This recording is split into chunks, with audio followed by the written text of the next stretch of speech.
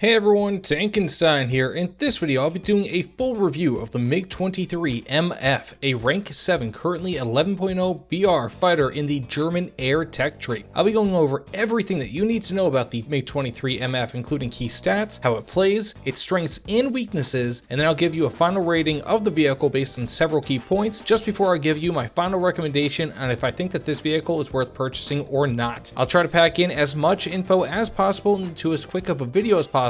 So let's get into it. So to start, I'll place the stats here on the side in order to expedite the video. Its key stats are its speed, rate of climb, and altitude. Additionally, the MiG-23MF can carry a variety of loadouts, primarily in the form of missiles, with the R3s, R13M1s, R60MKs, R23Ts, and R23Rs rounding out its anti-air suite, along with a limited assortment of small bombs, rockets, and KH-23Ms to round out the ground ordnance. And now for how it plays. To start, the MiG-23MF for the Germans is functionally the same plane as the MiG-23M for the Russians. It has all the same stats, same loadouts, same pretty much everything. The only difference is that the MiG-23MF has R60MK missiles, whilst the 23M for the Russians has R60M missiles. The only difference between these two types of missiles is a difference in fuse type, of which, if it's even modeled in-game, is not something I've ever noticed as affecting combat performance. That said, the MiG-23MF, as with the MiG-23M and basically all other MiG-23s and MiG-27s, fights best at medium to high altitudes. Unfortunately, however, though you can climb to over 7,000 meters with ease while maintaining a high speed in most maps in AirRB, it will make you an easy target for F4 EJs and really anything that has mid-range missiles. Initially in a match, I recommend climbing to an altitude of 3,000 to 6,000 meters, which gives you a good mix of safety, maneuverability, speed, and the ability to use your longer and shorter range missiles, depending on the scenario, whereas staying too close to the ground is not ideal for the performance of the MiG-23MF, while again, being high in the sky, at least at the start of the match, will make you vulnerable to Sparrow and similar type missiles. After the initial joust in the match, however, flying high is an excellent place to be for the MiG-23MF, and will allow you to swoop down on enemies with both your cannon and whatever missiles you decide to bring along. Personally, I feel that the R60MKs are the best missiles for this plane, but having the R13Ms as your main missiles isn't all too bad either. Ideally, you'll want to get to the research of the R13Ms first, then the R60s. At that point, the great, though not necessary, R23s should be added, but only after, in my opinion, you unlock your engine upgrade. With that said, once you have the MF mostly spaded, it is an absolute beast in air-to-air combat, and while the automatic controls for the variable wing sweep are largely sufficient, you may want to look into the manual controls for wing sweep to get the most out of your plane, as the lower wing sweep angle that you are, the better your turning performance tends to be, albeit at the cost of speed. One thing that you absolutely need to be aware of at all times is that the MiG-23MF only has a total of 12 countermeasures, which means that you need to make sure that you're using only when you know that you're being targeted. Otherwise, you will have none when you need them most. In short, however, the MF functions best at high altitudes, but you should beware to keep yourself at mid altitudes until the initial fights of the match are over, at which point the MF dominates middle to high altitudes, especially if you have your R60MKs, which will allow this plane to be a modern day boom and zoom monster. For close air support, the MiG-23MF is substantially less capable. While it does of course have anti-ground ordnance, it is limited, with only two bomb types being the 100 kilogram and 250 kilogram variants, being small and without a ballistics computer to help hit your target. In such a fast moving aircraft, having no ballistics computer can make bombing very difficult, especially against small tanks. Alternatively, you do have access to the S5K and large S24B rockets, both types of which are guided by a ballistics computer. The S24s are likely to be your best options when considering just the bombs and rockets, although you do of course have the manually guided KH-23M ATGMs, which are great but do require a level of skill in guiding them manually to your target. In all, if you have almost any other high tier German plane, be it the G91R4, F4F8, or even the early variant, or whatever you might like, including the F104G or heck even the ME262A1U4, you should probably use any of those over the MiG-23MF for close air support, at least if you're comfortable in doing so. While it isn't the worst plane against ground, it should really be used in the air-to-air role almost exclusively. And now for its strengths and weaknesses, and as always, I'll start off with its strengths. First, it has prodigious speed, acceleration, and great rate of climb. Secondly, it has the amazing R60MK missiles, as well as a host of other great missiles like the R13Ms and the R23s. Third, it has a ballistics computer for rockets, which although this is not the greatest of its strengths, does really help if if you do need to press this into close air support. Fourth, it has a very powerful cannon that can be great at both shooting down planes and destroying ground targets, primarily in ground RB and also air RB if you want to go for NPC targets. Fifth, it has surprisingly good maneuverability, depending on altitude, wing sweep, and speed. For example, at low altitudes and with hardly any wing sweep, around maybe 500 to 600 kilometers per hour, you can turn with the best of the planes at this altitude. With this said, the next strength is that you have optional manual control of your wing sweep, although it is semi-manual, so it's not completely controlled by you, but it does help. And finally, it has a phenomenal roll rate, especially at high speed and at max wing sweep. And for weaknesses, as stated before, it has no ballistics computer for its bombs. Secondly, going with this, it has mediocre ground attack capabilities. In addition, its multi-role capabilities, meaning ground ordnance plus air-to-air missiles, are extremely limited, with only mediocre bombs plus 2 missiles of your choice. In this regard, it's better to go all air or all ground, as mixing the two can severely limit you, unless for whatever reason you're a big fan of the 250 kilogram or 100 kilogram bombs. Third, it burns fuel incredibly quickly. Always bring a minimum of 20 minutes of fuel with you. Fourth, it has very few countermeasures, with only 12 countermeasures available, which means that if you've used a mixed setup, you only get 6 uses in total, being that it would use chafe and flares simultaneously. Use them wisely. Fifth, it lacks usable flaps when the wings are swept back even slightly. And finally, being that this is an event vehicle, you do not earn premium RP and SL bonuses. And now for my final recommendation. I'll say that the MiG-23MF is for those that either want to play primarily in air RB, air AB, or like to provide air cover in ground RB, as opposed to actual close air support. While the MF is dominant against air opponents, it is only as capable against ground targets as planes that sit several BRs below it, all while facing very stiff SPAA. As mentioned before, I almost kind of prefer to take the ME-262 A1U4 to a ground battle at this BR over the MiG-23MF. Additionally, this vehicle has both a fairly high skill ceiling and floor, meaning that with a ton of skill, you can be better than most planes at this BR, but you also need to have a good amount of skill, especially with high BR jets, to be decent at all with the MiG-23MF, which means that this is not a noob-friendly plane. Be aware of that before you decide to buy or unlock this vehicle. Now, for the ratings, I give the MiG-23MF a 9 out of 10 for dogfighting, largely on the basis of its wide array of weapons, great speed and good maneuverability, and ability to engage enemies at a variety of ranges. It sees points deducted, however, for both its small number of countermeasures and low to medium amount of cannon ammunition. For close air support, I give the MiG-23MF a 2.5 out of 10, with its high points being its ballistics computer for rockets and the KH-23Ms. The low points are its poor bomb selection, limited rocket selection, mediocre multi-role capability, and lack of a ballistics computer for its bombs. For ease of use in grinding, I give the MiG-23MF a 3.5 out of 10, with its high skill ceiling being a high point for the MF, but its lack of accessibility as well as the fact that it is not a premium being both low points for the MF in this category. Overall, I give the MiG-23MF, well, a few different scores depending on who's asking. For advanced players that prefer air RB or even air AB, I give this plane an 8 out of 10, as it's a great dogfighter that takes some getting used to, even for those who have played WarThunder for quite a while. For those that prefer ground RB, I give it a 2.5 out of 10 for the aforementioned reasons in regards to its close air support capabilities. And for noobs, I give this plane a 2 out of 10, largely because, much like with the Leopard 2PL and Su-22M3, top tier matches are not at all easy to jump into, especially in this plane, as it requires an advanced user to truly excel. For those who may be fresh to WarThunder, you may find this plane very difficult to use and frustrating to play, as you will likely be shot down much more than you might expect or hope for. Now, for my answer as to if you should purchase this plane or not, refer to those scores, and if you fit into one category or another, consider that score to be my recommendation. Now, in all, the MiG-23MF, much like the other MiG-23s and MiG-27s, is an extremely capable plane when played correctly. In fact, when used how it should be used, oftentimes with a mix of close and long range weapons, it will be one of the most capable planes in all of WarThunder. When not used correctly, you may as well be in a super fast biplane. While many people in this plane will complain, saying that it is a piece of garbage, you need to realize that unless you have experience in planes like this, ergo other MiG-23s and MiG-27s, you will likely not be great with it for quite a while. Being that this vehicle is accessible via an event and the marketplace, it will attract many wallet warriors, and unfortunately, having noobs play this plane is like handing the keys to the Batmobile to a 5-year-old. You need to take your time with this plane, and once you at least get to the R13s, but more so the R60s, you will be set, with the R23s being the icing on the cake, though not entirely necessary.